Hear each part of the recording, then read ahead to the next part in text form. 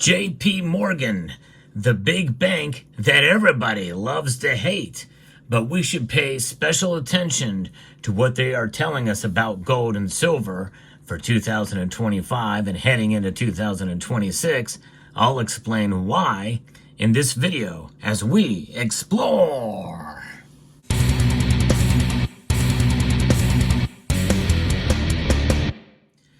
No matter what anyone says about gold or silver and their predictions for the upcoming year, whether it be JP Morgan, yours truly, or anyone else, we should always take into account that it is just an opinion.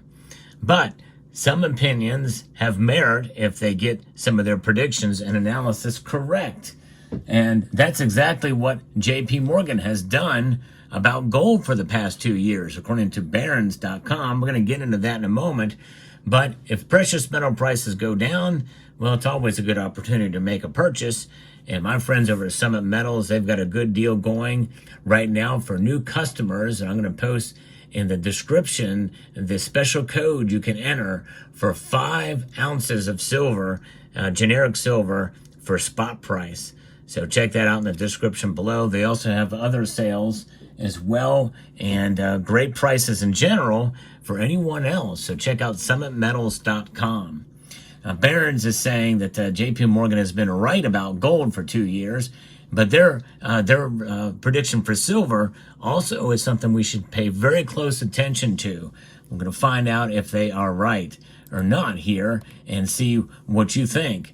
For 2 years, JP Morgan's strategists have urged investors to buy gold, and for 2 years, they have been right.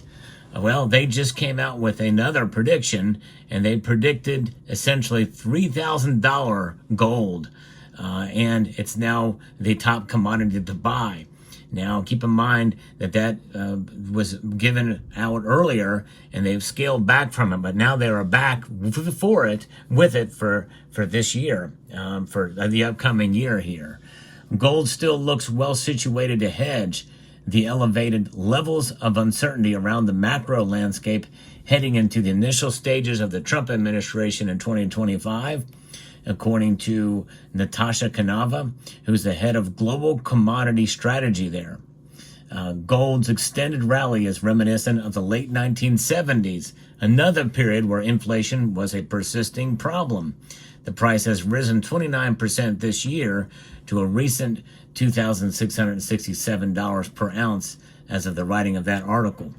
It also rose to almost $2,800, which is a record back in October, but it has retreated since Donald Trump was elected president.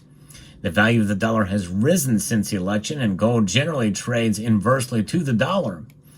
Kaneva thinks that the post-election slump was a positioning-driven stumble, not a sea change. JP Morgan is predicting that gold will rise towards $3,000 per ounce in 2025, with an average price of $2,950. Now that is an even bigger and bolder prediction for gold than just touching $3,000. In other words, averaging just $50 less than that for the year. That's a pretty amazing and bold prediction. I don't know that I buy that per se, pun intended there, but I think that it is quite a possibility we could see it touch $3,000 an ounce, but I don't know that it will stay there for long. And I don't know that it's going to average around $2,950 or even anywhere near $2,900. I think maybe in the $2,800 range we could see that, with maybe it touching $3,000 an ounce. However, that's what they're saying, and they had been right before on this. Now, should we take their word for it? I would not, per se. In other words, don't go buying a whole bunch of gold right now because JP Morgan says it's going to rise. Just because they've been right 2 years does not mean they're going to be right this year on gold. And just as what I had said before. But notwithstanding, it is a possibility. And it's always a good idea to have some gold in your portfolio anyway, because it is a very safe, stable store of value, even more safe and stable than silver. And I believe in silver as well. There are 2 scenarios that could lift the precious metals. First, gold could end up being a beneficiary if U.S. policies indeed turn more disruptive, in other words, increase tariffs surging trade tensions, stronger inflation, sizable budget deficit expansion, and increased risk to economic growth, the bank says. Gold could serve as a hedge against inflation, and central banks would have an incentive to buy. And now some saying that Trump's latest X posting and Truth Social post about threatening the BRICS nations with 100% tariffs if they were to pursue their own currency or an alternative currency to the dollar. And that could backfire on Trump. And notwithstanding, Trump tends to use tariffs essentially as a bargaining chip. Yes, he's prepared to use them. But if you look at the past in his presidency, it's actually worked out quite well. My guess is he probably knows what he's doing in that regard.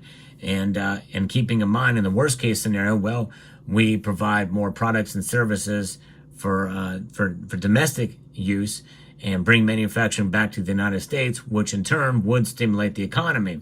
It just may take a little bit longer for that to occur. So in the short term, it may be some pain, which could cause for higher gold and silver prices, but in the long term, strengthening up the dollar, at least in a sense here at home, a stable currency and the like, and that would maybe even in a sense bring down inflation in due course time. We'll see how that plays out. There's other things that they're not taking into account here too, like decreased spending, especially with Doge when they do their audit of the federal government and departments to cut and the like. And that will be a very big deal if they were able to pull that off, a huge deal. And JP Morgan has not taken that into account either. Now, it could also benefit if interest rates and the value of the dollar come down quickly, retreating from their post-election highs. Gold usually rises under that scenario, the bank says. And gold isn't the only precious metal that looks set up for a strong run in 2025. Silver and platinum also have strong underlying deficit fundamentals and could rise later in the year. Check this out. JP Morgan said that silver could hit $38 an ounce from a recent $31. $38 by the end of 2025.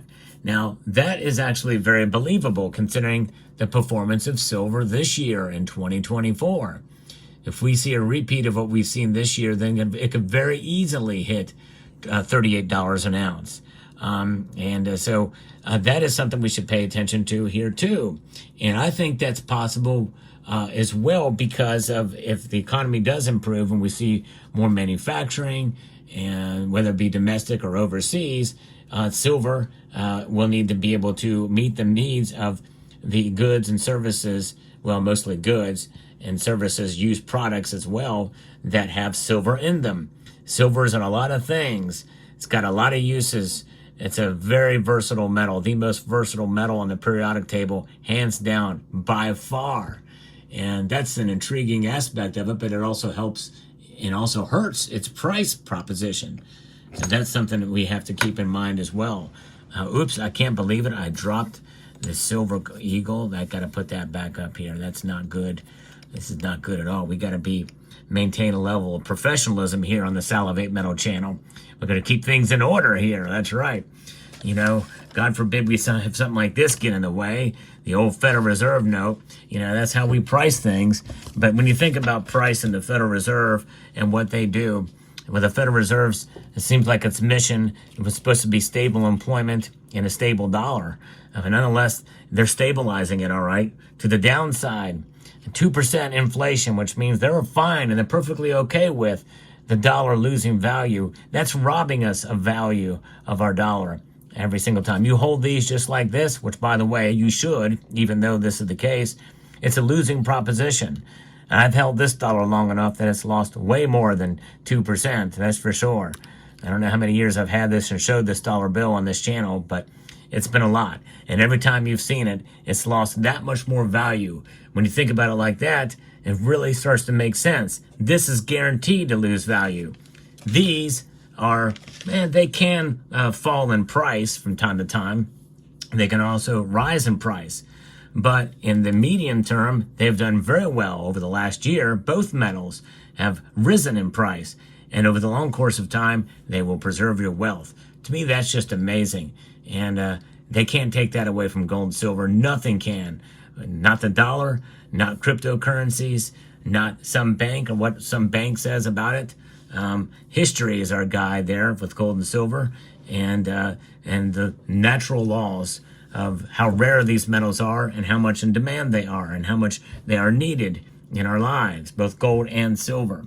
So it's pretty neat, pretty interesting indeed. Now platinum, I'm just saying the word about platinum too, because they do make a statement about platinum.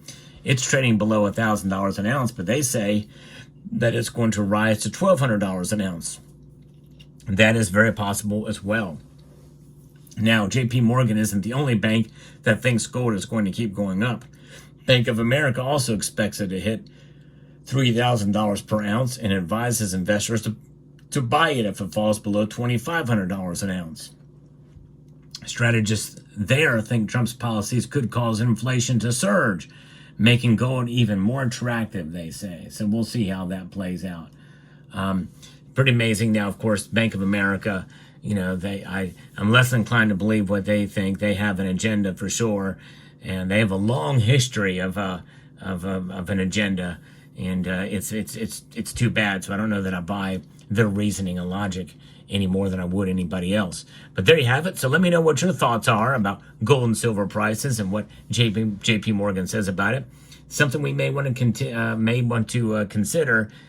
Quite the possibility that it could be true given the past track record with both metals this year and the fact that they've gotten it right on gold the past 2 years. Let me know what your thoughts are in the comment section down below.